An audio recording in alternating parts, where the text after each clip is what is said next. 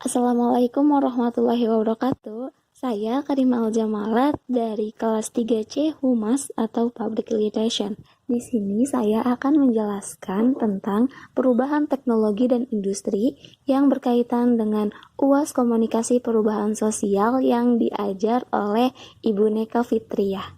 Oke, mungkin kita mulai saja pembahasan kita kali ini mengenai perubahan teknologi. Perubahan teknologi hingga kini masih terus terjadi dan semakin dirasakan hingga di berbagai sendi kehidupan manusia. Teknologi merupakan suatu hal yang diciptakan untuk memudahkan manusia memenuhi kehidupannya. Secara tak disadari, teknologi akan terus berevolusi dan berkembang mengikuti zaman. Banyak pula aspek kehidupan manusia yang semakin tersentuh dengan adanya teknologi ini, seperti dunia medis, sarana komunikasi, pendidikan, ekonomi, dan masih banyak lagi aspek yang tak luput dari adanya teknologi. Nah, selanjutnya yaitu teknologi harus melewati banyak proses hingga akhirnya dapat diterima. Di antaranya yakni sebagai berikut. Yang pertama terdapat invensi, lalu inovasi, dan terakhir difusi. Oke, dapat kami ulik bersama dari proses tersebut. Yang pertama terdapat invensi. Tahap pertama perubahan teknologi adalah invensi atau kemunculan suatu ide. Ide tersebut dapat berasal dari adanya permasalahan yang membutuhkan solusi atau merupakan produk dari penyempurnaan proses sebelumnya. Proses yang kedua yaitu terdapat inovasi. Ide yang muncul tersebut lantas dikembangkan agar semakin lengkap sebelum dipublikasikan. Dalam hal ini ada beberapa faktor yang menjadi penentu inovasi. Beberapa di antaranya yaitu pengetahuan, keterampilan, hingga pengalaman seorang inventor. Oke, selanjutnya terdapat difusi. Tahap terakhir dari perubahan teknologi adalah difusi atau proses pengenalan produk ke publik. Inventor harus menemukan cara agar penemuannya dapat diterima dan melebur di kehidupan manusia. Oke, setelah kita mengetahui apa itu perubahan teknologi, kita juga perlu mengetahui yaitu industri atau revolusi industri. Revolusi industri merupakan sebuah perkembangan teknologi yang terjadi antara tahun 1750 hingga 1850.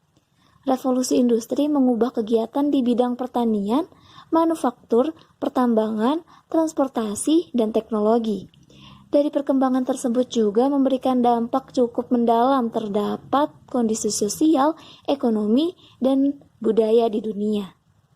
Sebelum kita tahu lebih jelas tentang revolusi industri, di sini kita juga perlu mengetahui faktor yang menyebabkan munculnya revolusi industri. Terdapat situasi politik yang stabil, Inggris kaya akan bahan tambang. Lalu, adanya penemuan baru di bidang teknologi yang dapat mempermudah cara kerja dan mampu meningkatkan hasil produksi. Selanjutnya, kemakmuran Inggris akibat majunya pelayaran dan perdagangan hingga dapat menyediakan modal besar untuk bidang usahanya. Pemerintah memberikan perlindungan hukum bagi hasil-hasil temuan baru atau hak paten sehingga mendorong kegiatan penelitian ilmiah. Lalu, terdapat pemerintah memberikan perlindungan hukum bagi hasil-hasil temuan baru atau hak paten sehingga mendorong kegiatan penelitian ilmiah. Nah, kali ini kita akan membahas terkait perubahan industri dari revolusi pertama. Revolusi industri pertama yaitu mulai ditemukannya mesin uap. Lalu, pada saat revolusi industri kedua, terdapat lini produksi atau assembly line. Dan revolusi ketiga terdapat teknologi otomasi. Dan revolusi industri keempat mulai ditemukannya digital dan internet. Pada saat ini juga kita khususnya Indonesia masih menggunakan revolusi industri keempat. Dalam video ini kita membahas perubahan teknologi dan industri.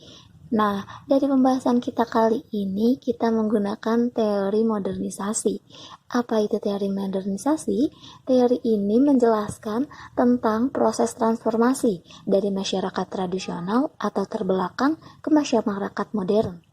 Teori modernisasi fokus pada cara masyarakat pramodern menjadi modern melalui proses pertumbuhan ekonomi dan perubahan struktur sosial, politik, dan budaya. Masyarakat modern adalah masyarakat industri. Oleh karena itu, hal pertama yang harus dilakukan untuk memodernisasikan masyarakat adalah dengan cara industrialisasi. Dari yang sudah kita bahas bersama, bahwa perubahan teknologi dan industri dapat mempengaruhi banyak sektor kehidupan. Salah satunya yaitu sektor pertanian. Karena dalam sektor ini sangat terlihat jelas di kehidupan kita. Jadi dengan begitu kita sudah tidak asing lagi, bukan? Dengan adanya perubahan teknologi dan industri. Bisa kita lihat dari sistem bajak tanah. Pada revolusi industri pertama, kita masih menggunakan hewan seperti kerbau atau sapi dan menggunakan alat cangkul. Masih tradisional sekali, bukan? Lalu selanjutnya mulai ditemukannya mesin diesel atau yang biasa kita sebut sebagai traktor. Lalu terus berkembang menjadi otomatisasi. Dan yang terakhir yang masih kita gunakan yaitu memakai jaringan koneksi internet.